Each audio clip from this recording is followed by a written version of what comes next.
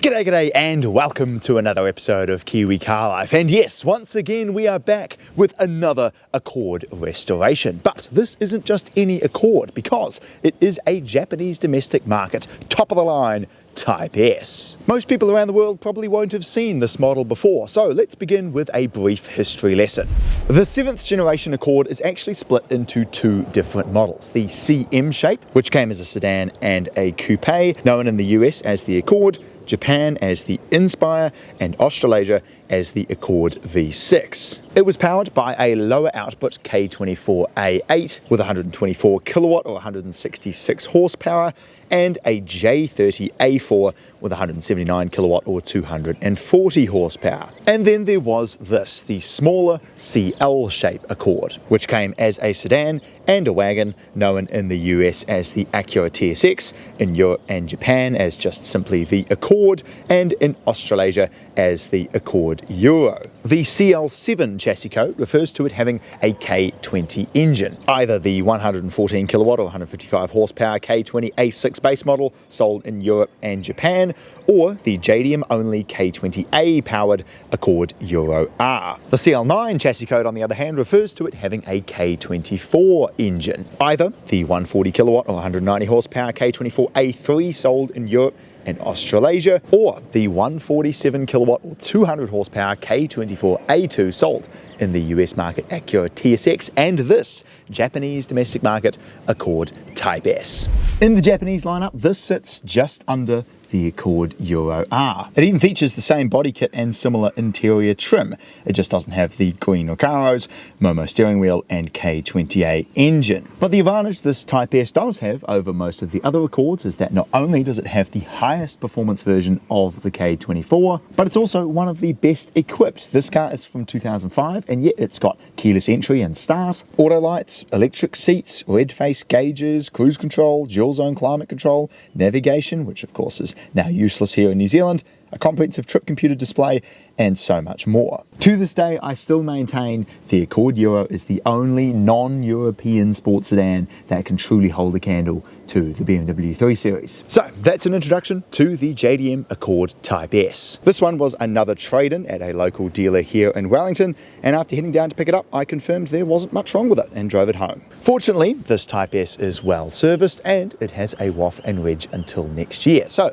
there's not much that needs to be sorted mechanically. However, cosmetically, it definitely needs a bit of a refresh. The bonnet is faded beyond repair, and the passenger side door mirror is held on by duct tape. There's scrapes and chipped paint on the rear bumper, the headlights are cloudy, and the interior needs a good clean. But by the time we're done, we should have ourselves one of the nicest Accord Type S's in the country. So let's crack into it.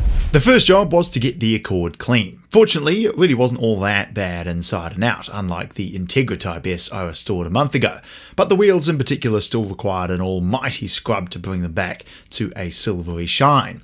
Once the showers cleared, I moved on to the paintwork, washing off all of the road spray and tree sap on the roof.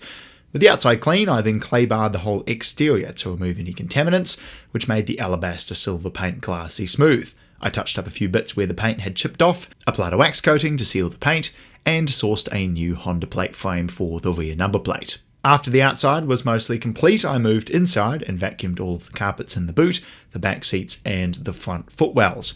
Fortunately, Accord Euros in particular use very high quality carpet in them, which makes them extremely easy to clean. So, with a quick vacuum done, I wiped down all the plastics, scraped off a few unnecessary stickers on the windscreen, and cleaned all of the windows. The next job was to replace the door mirror. I ventured out to pick apart and retrieved the last passenger side mirror they had in the entire complex.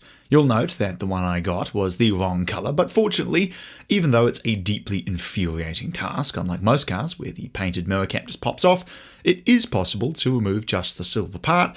You just have to dismantle the entire mirror assembly and cut the wires as the plug doesn't fit back through the housing. After doing all that, I reassembled the mirror using some new and old components, reconnected all of the cut wires, reinstalled it back on the car, and finally, to my great pleasure, it all worked perfectly. Now, annoyingly, the same reason I had to get a green mirror and reconstruct it was the same reason I had to head to Auckland to replace the bonnet too, as there were no silver Accords at Pick Apart in Wellington. However, by the time I found time to go to Auckland to film some reviews and pick up the bonnet, the 3 facelift silver Accords at Pick Apart had all been scrapped.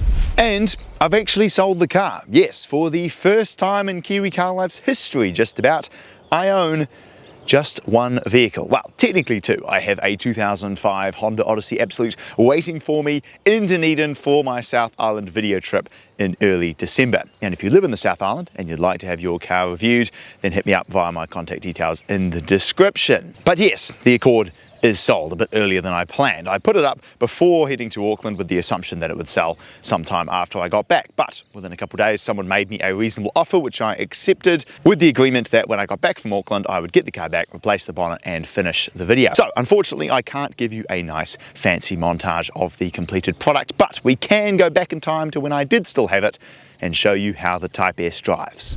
Driving the Honda Accord Type S. What a lovely engine this is powered by.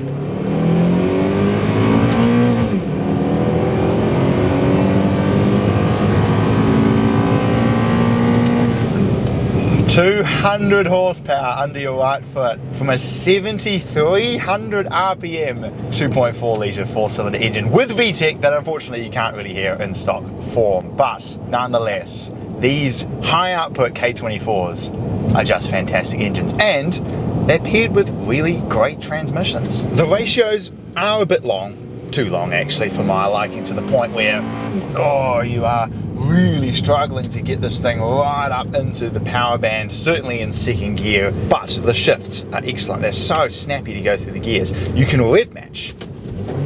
Look at that, perfectly smooth, which is so cool. You can kind of drive this automatic like a manual in a way. And obviously a manual would be better than a long geared 5-speed 20-year-old automatic transmission. But as far as automatics go, rev match into first, snappy shift into second, bang, look at that. It's just straight into the next gear. It's so good. And then there's the handling. While the steering feel on this one, because it is a Japanese import, is not exactly fantastic, the way these Accords go through corners is just remarkable. Spoon Motorsports, when they came to create their race car, they had a choice between the DC5 Integra, the EP3 Civic Type R, both of which have strut front suspension, and the Accord with double wishbone in the front, multi-link in the back. Even though the Accord is bigger, heavier, 4 doors, they chose the Accord because these cars handle just that much better despite the extra weight. There's even a whole series dedicated to racing these Accord Euros here in New Zealand as part of the Honda Cup. These things are fantastic through the corners. But then, just like any Honda, when you're done with all the fun and games, it settles down to become an ordinary family sedan again. This is the ultimate cheap do-everything car. It looks great on the outside. It is extremely comfortable and really well made and well equipped here on the inside. It handles great. It's got a nice amount of power. It has modification potential should you desire that. It's got a great manual and a pretty decent automatic. Apart from the long gears and the fairly average steering feel that admittedly you do get used to, I pretty much cannot fault the Honda Accord, certainly for the price. And so, once again, we come back to the old Kiwi Car Life adage. If you're thinking about buying a car and you have about $5,000 to spend, do not look past the Honda Accord. These are absolutely sensational cars. And with that, I will look forward to seeing you again. We'll have match into first next time.